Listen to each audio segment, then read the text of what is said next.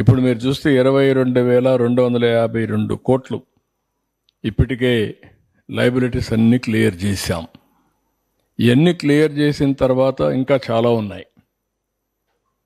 అంటే వీళ్ళు చేసిన అప్పులు వల్ల ఎఫ్ఆర్బి ఏం పర్మిట్ చేయదు, అప్పులు తేలేం. అదే మరిగా ఫైనాన్స్ కమిషన్ డబ్బులు కూడా నెక్స్ట్ ఇయర్కి వచ్చే డబ్బులు కూడా డ్రా చేసుకొని వెళ్ళిపోయారు. ఆ దొంగలు చేసినట్టు ఎప్పుడు నేను ఊహించలేదు.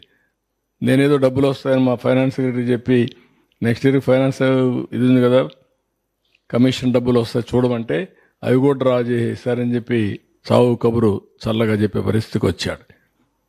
అంటే ఈ విధంగా ఏ గవర్నమెంట్ కూడా చేయదు.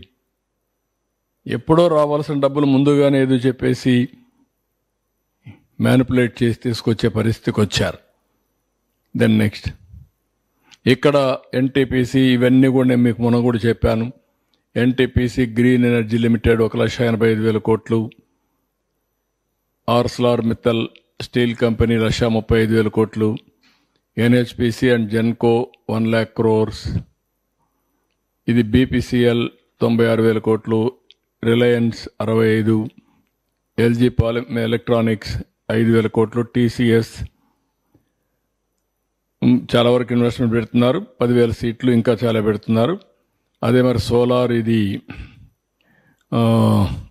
ఎస్ఏఈఎల్ సోలార్ వీళ్ళు 1,708 కోట్లు, ఇంకొక ప్రాజెక్ట్ వచ్చి 1,708 కోట్లు, టాటా పవర్ వచ్చి 2,000 కోట్లు, next Greenko 16,500, Astha green energy ventures 8,240, Ecoren 4,435, Ecoren 3,100, Hero Future 2,000, clean renewal energy 2,000, Tata power renewal energy 2,000, యాక్షన్ టెస్సా ఇవన్నీ కలిపితే 6,300,568 కోట్లు, 6.5 lakh crores as on today ఒక అవగాహనకు వచ్చాం. ఇంకా దీనివల్ల 4,10,000 ఉద్యోగాలు వస్తాయి. మేము అనుకున్న ప్రకారం ఇంకా గూగుల్ కానీ అదే మరిగా గ్రీన్ ఎనర్జీ కానీ అదర్ ఇన్వెస్ట్మెంట్స్ వచ్చే పరిస్థితి ఉంది. అవన్నీ వస్తే ఒక 10 లక్షల కోట్ల వరకు మనం గ్రౌండ్ చేసే పరిస్థితి తొందరలోనే వస్తుంది. అది చేసి ఒక 6-7 లక్షల ఉద్యోగాలు వస్తాయి. ఇవి కాకుండా ఎంప్లాయ్మెంట్ కోసం మేము చెప్పిన 20 లక్షల ఉద్యోగాల కోసం వీఆర్ వర్కింగ్ ఆన్ దాట్. ఇక్కడికి వచ్చినప్పుడు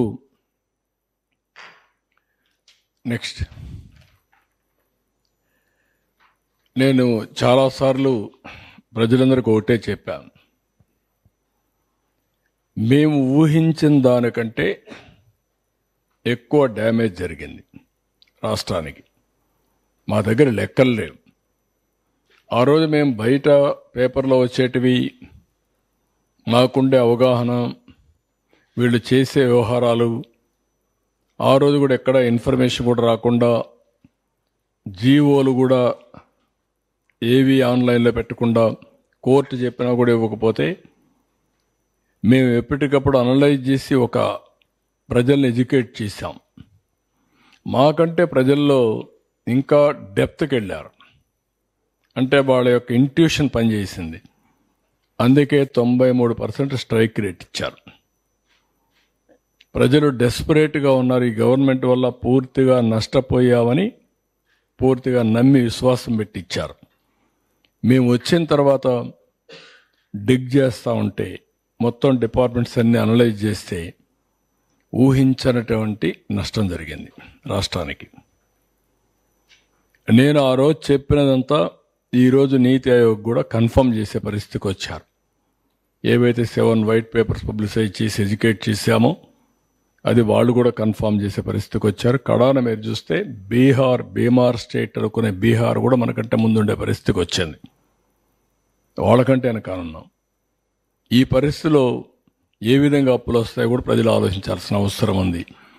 కానీ అస్తవ్యస్తమైన వ్యవస్థలన్నీ కూడా ఒక్కొక్కటే గట్టెక్కిచ్చాం, ఘాట్లో పెట్టాం.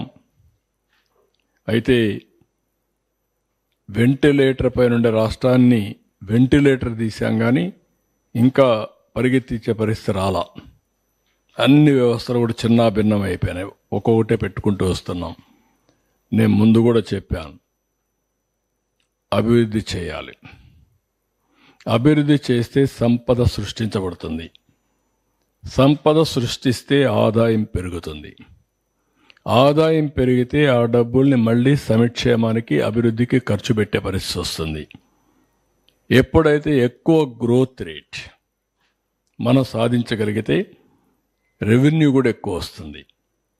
ఎంత రెవెన్యూ ఎక్కువ వస్తే దానివల్ల మన దగ్గర డబ్బులు కొంతవరకు ఆదాయం పెరుగుతుంది. ఆ ఆదాయాన్ని మళ్ళీ సంక్షేమానికి ఖర్చు పెడతాం. అప్పులు తగ్గించుకునే అవకాశం వస్తుంది.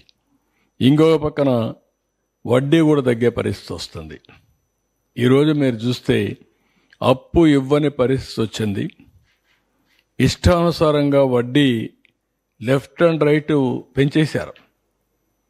ఎప్పుడు కూడా ఒక వ్యక్తి దివాలా తీస్తున్నాడంటే రిస్క్ ఫ్యాక్టర్ ఉంటుంది. ఆ రిస్క్ ఫ్యాక్టరీతో వడ్డీ కూడా పెంచేస్తారు. అందుకే 4 రూపాయలు వడ్డీ అంటారు, 5 రూపాయలు వడ్డీ అంటారు. అమారిగా వీళ్ళు కూడా అమారీ చేసే పరిస్థితికి వచ్చారు.